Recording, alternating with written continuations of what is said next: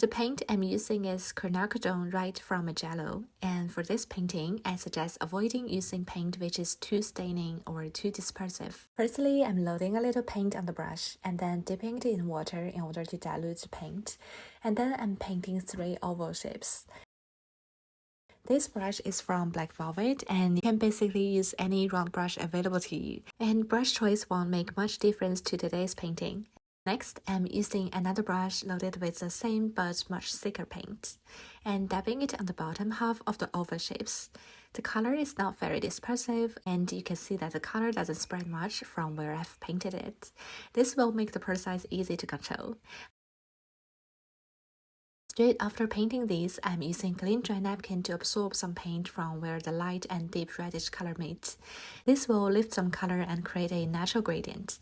If you find it not lifting, it could be because you have left it for too long, or it's already dried out, or the paint is very staining.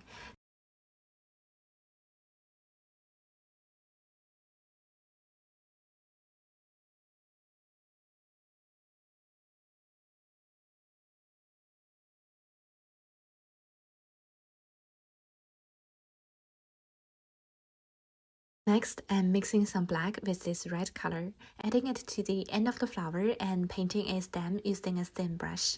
For this painting, I don't need a very fine line, so I'm just using a round brush instead of a fine liner brush for the stems.